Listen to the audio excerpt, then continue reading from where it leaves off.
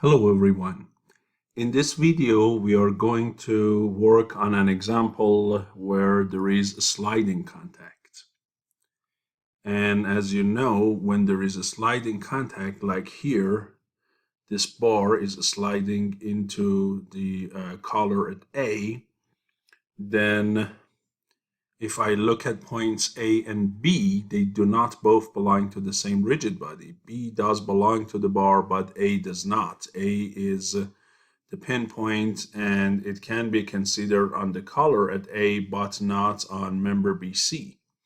So when we have these 2 points not belonging to the same rigid body and we have a sliding contact like this, then if you remember the formulas for velocity and acceleration analysis, they have some extra terms. For example, if I want to relate velocity of A to B, I can say that V of A is equal to V of B plus omega of the bar cross R of A with respect to B. So far, it's like A and B are on the same rigid body, but now since they are not, I have to add one extra term, and that is called VA relative. Relative to what? Relative to bar BC. Okay? So by this extra term, you are releasing the constraint that A and B should belong to the same object. Here, this is V of A relative to B, and that allows A and B not to be on the same object. If they are, then this term is zero. So in this case, the problem says at the moment, point B is moving with constant velocity of V naught upward, and it has to also move, this collar at B has to also move along the circular path, circular guide with radius R. And as a result of this motion, point B moving upward, then this bar BC moves and slides inside this collar at A. What you need to find is the omega of the bar and the alpha of the bar, okay? So the input here is motion at point B, which is constant V naught upward and along, of course, the circular path. Again, the problem says what is omega of the bar, what is alpha of the bar? Both magnitude and direction, right? So this is what the problem is asking. And as I said, I can relate velocities of A and B together using the general formula here. And now, if I use the traditional X, Y, and Z axis, so I use Y to be upward, X to be to the right, and Z out of the board toward us, then V of B is going to be V naught in the Y, so it is going to be V naught J. V of A is the pinpoint here, and the pinpoint doesn't move, so V of A is going to be 0. Omega of the bar, I don't know, I have to find it, but I know one thing about the line of action of it. It's a planar problem, so it has to be either clockwise or counterclockwise, so it's either positive K or negative K. Here, I assume it's positive K. It might turn out to be negative, but as long as the line of action is correct, which is K or negative K, the sign of the answer that we'll find will tell us whether this assumption is correct or it should be reversed. R of A with respect to B is clearly this vector going from B to A, this vector. This is R of A with respect to B. And as you can see, it's B units to the right and B units upward. So this guy is going to be BI plus BJ. And VA relative, which is the motion of the pinpoint with respect to the bar. You see, if it was motion of the pinpoint A, like this, with respect to an inertial observer, with respect to an inertial frame, it is 0. But this one is different. This one is not the motion of A as observed from an inertial observer. So let's say if you have a radar, a sensor, whatever, if you put that sensor here attached to the ground and you're looking at motion of the pin A, clearly you will see zero motion, right? That will not see any motion from A. But if you attach your camera, your radar on bar BC, so you attach it here, attach it to this bar. And now this guy is measuring the motion of A. Clearly A does move with respect to that sensor, right? As this bar slides into the collar at A, point A either gets closer to this sensor or gets further away, right? Because A doesn't move, but this sensor does, so there is a relative motion involved. Now, which direction is that? Clearly, it has to be along the direction of this color, right? It should be along this direction of RAB. That should be along that same direction. That's how this point A moves with respect to that sensor along the direction of a slide. So how much is the magnitude of it? I don't know. But what's the direction of it? As I said, it has to be along this line BC, which, as you know, the angle of this line BC with respect to the horizontal line, this angle here, that angle, as you know, it is 45 degrees, right? Because it's tangent inverse of B over B, right, which is 1. So it is going to be cosine of 45 degrees I plus sine of 45 degrees J. Right? And here you have a vector equality. So the i's on the two sides are equal and the j's are equal, and you have two unknowns. One of them is basically omega of the bar. The other one is VA relative. Everything else is a given known parameter like B or V naught. Okay, so now we say that the i's are equal on both sides and the j's are equal. On the left side, there is no I, 0. On the right side, if we look, we have a K cross J, which is negative I, so you get negative B omega of the bar. And then we have plus VA relative times cosine of 45 degrees. There is no J also on the left side, so it's 0. On the right side, the J term is V naught. Then you have K cross I, which is positive J. And you have plus VA relative times sine of 45 degrees. Okay, so these are the two equations that you will get. If you want, you can bring this V naught from the right side to the left side and make it negative V naught. So now you clearly see it's two equations and two unknowns, and the coefficients of the equations are linear. The equations are completely linear. The coefficients are negative B cosine 45, positive B, and sine 45. And it's not a hard thing to calculate them because the coefficients, as you can see, for omega bar are the same thing except for the negative sign. For V relative, they're exactly the same thing. So if I call them equation 1 and 2, all I need is to add equation 1 and 2 together, and that will eliminate omega bar. So you will get 2V relative times cosine or sine 45 because they are the same number. And that is square root 2 over 2. So 2 times that is going to be simply square root 2 VA relative.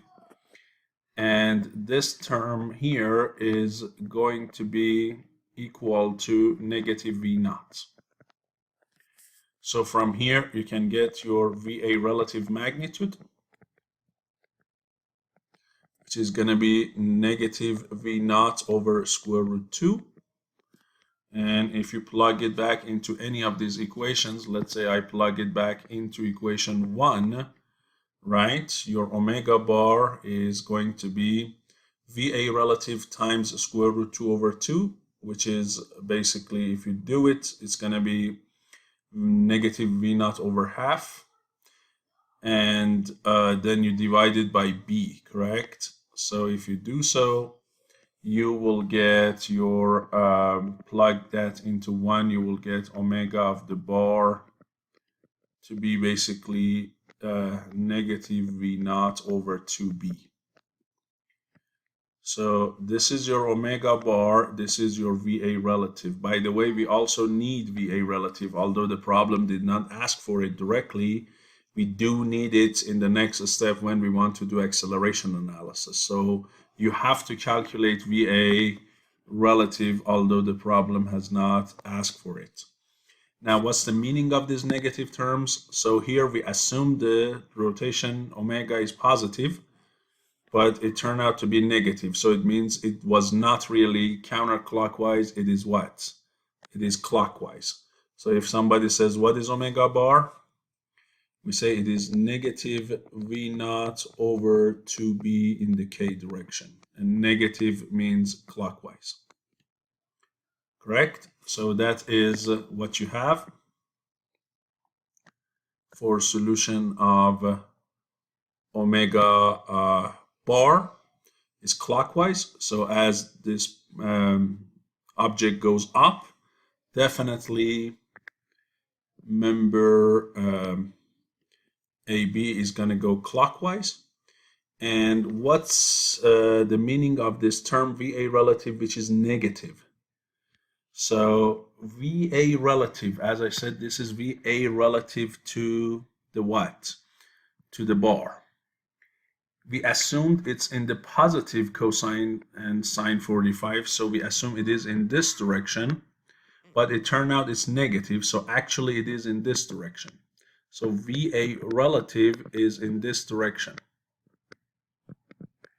And what does that mean? If it is in this direction, means, as I said, if I attach my sensor here on the bar, with respect to this sensor, point A is moving toward it, which means what? Means the bar itself is going in this direction. So the sensor is moving in this direction.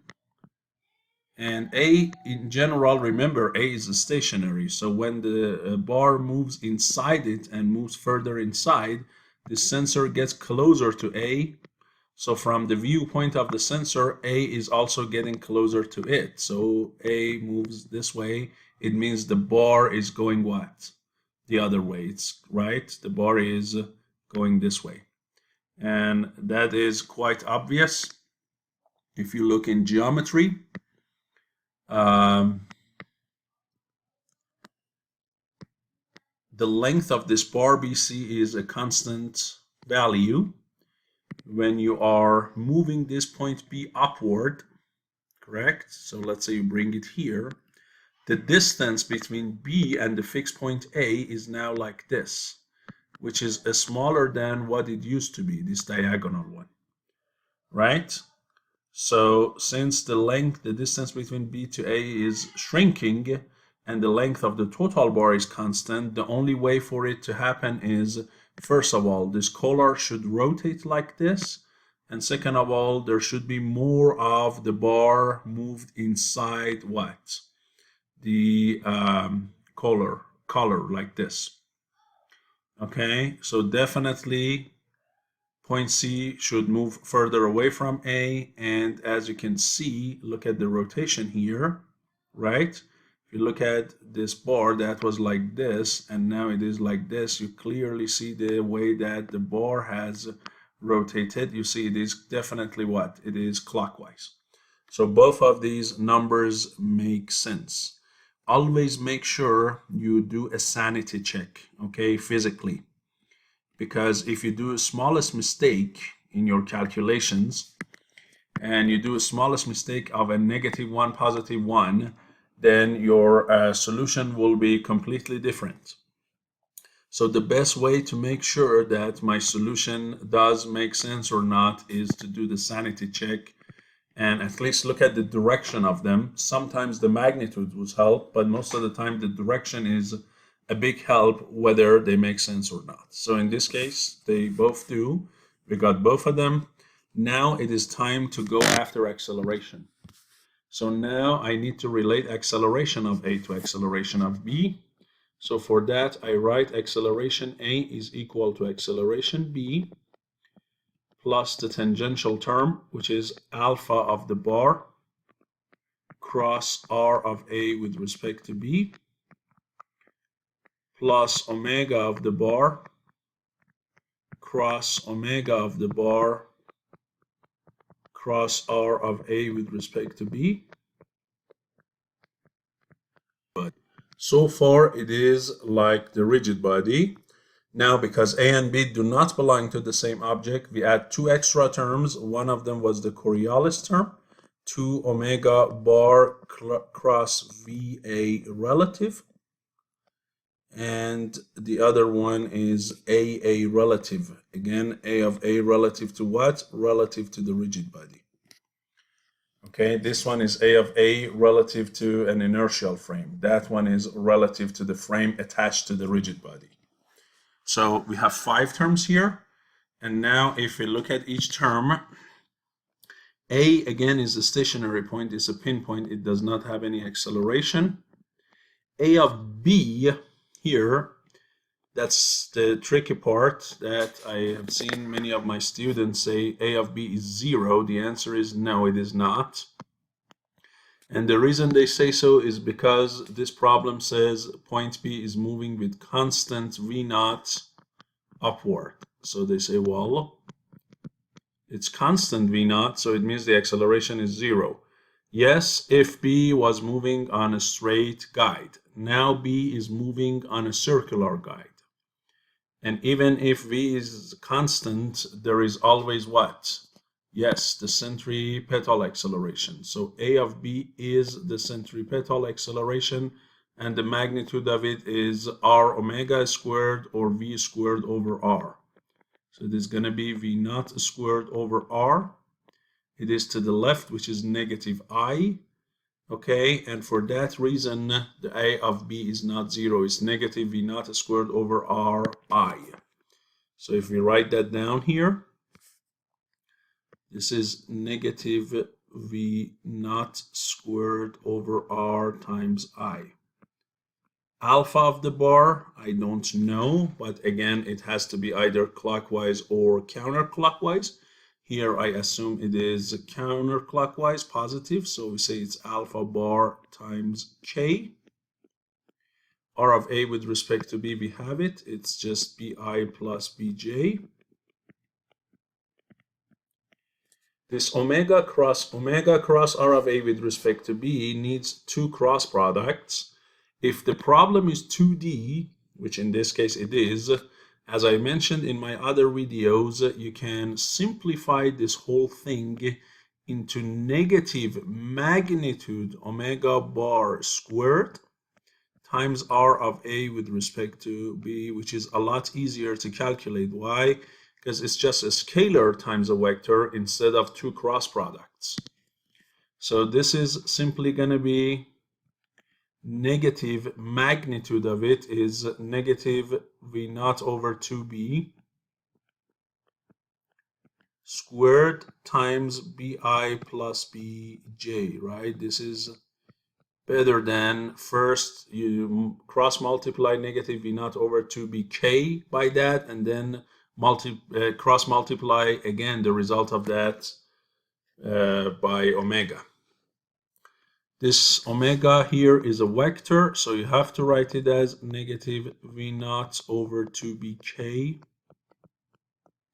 Va relative, we have that.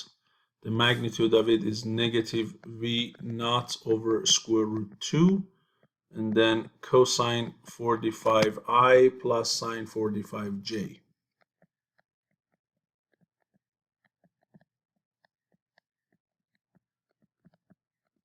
What about the relative term? I don't know its magnitude, definitely, so I write it as is. But the direction of it, again, since it's a sliding motion, and that is a sliding of the bar with respect to A or A with respect to the bar, it has to go along the direction of the color. So it has to be along that cosine 45 and sine 45, right? So this is going to be also cosine 45i plus sine 45j. This sliding motion is like a rectilinear motion. It's in one direction, Which direction? The direction of the slide. So now I have two vectors to be equal, i's and j's again. If I set them equal, again on the left side there is no I, so that's 0. On the right hand side we have negative v naught squared over r. And then we have k cross j, which is negative I. And then I have negative this magnitude squared times b, so it's v squared over 4b squared. 1b cancels out. You will get negative v naught squared over 2b squared, or 4b, because this 4b squared, 1b cancels, over 4b. And then I have 2 omega cross that, so for that one I have k cross j, which is negative I. There are two other negative terms which would cancel out, so you will get a negative I term. And the magnitude of it is going to be what? It's going to be this v naught over 2b times v naught over square root 2 times sine 45. Sine 45 is a square root 2 over 2. If you simplify it with this, you will get v naught over 2. That's v naught over 2b. So you will get v naught squared over 4b, correct? Some similar term here, right? Because there is a 2 here, there is a 2 there, 4b, and the negatives cancel. K cross j is negative I, that's right. And finally, I have plus a relative, times cosine of 45 degrees. Then I can do a similar thing here for j. There is no j on the left. On the right hand side you have k cross j, k cross I, which is j. So you will get positive b times alpha bar.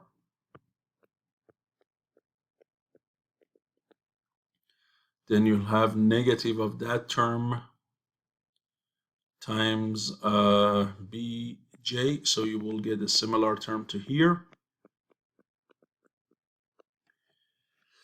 And then you have, again, very similar term here for k cross I, with the difference that k cross I is positive j. The two negatives would cancel, so you will get positive v naught over 4b, the negative of that term. Then plus a relative times sine of 45 degrees. Okay? So you always can double check, make sure k cross ij, right? This negative term b should end up negative. It is. Here you have the negatives go away. You have k cross I, you will get positive same term j, and that's it. That's right. So now if you want, you can cancel out these two terms, and these two terms will be 2 times that, so it will be just like v naught squared over 2b. Right? And then you have this v naught squared over r. You can take both negative terms to one side. So if you rearrange it, you will get negative b times alpha bar plus, if you replace cosine 45, it's going to be a relative over square root 2. This is equal to, and you will get v naught squared. If you factor out v naught squared, it's going to be 1 over r, and then plus 1 over 2b. Right? So take the negative terms to the other side. Here you will get b times alpha bar, again plus a relative divided by square root 2. And here there will be no term on the left or right hand side. The constant term is 0. So if you solve here for each one of them, if you add them together, you easily can get the alpha bar eliminated gets A relative. And if you subtract them, you can get alpha bar. And what we really want in this case is alpha bar. We don't care about AA relative. And unlike the previous case that we had to calculate VA relative because we needed it here, in this case, nobody cares about AA relative. So all I would do is I subtract the two. So I say -3 plus 4. If I do that or subtract 3 from 4, then I will get 2b times alpha bar. Now it is going to be negative v naught squared times 1 over r plus 1 over 2b. Right? And from here you can find your alpha bar to be negative v naught squared over 2b times 1 over r plus 1 over 2b. Okay, so this is your solution for alpha bar, and negative again means it is going to be clockwise. Okay, so if you want to write it as a vector, it is going to be negative of this guy times k. So again, you see we assumed it's positive, but it turns out that it is really negative. Right, so we can come here and we can paste it here. Of course, we have to resize it. That's just too big. And maybe now, correct. There we go. So it is going to be negative of that thing times k. And again, negative means the angular acceleration is also clockwise. So the omega is going to increase because omega and alpha are in the same direction. So hopefully this problem was useful to you. We use the general formulas for sliding motion, and we solve for both of the unknowns of the problem. Thank you so much. I will see you in my next example.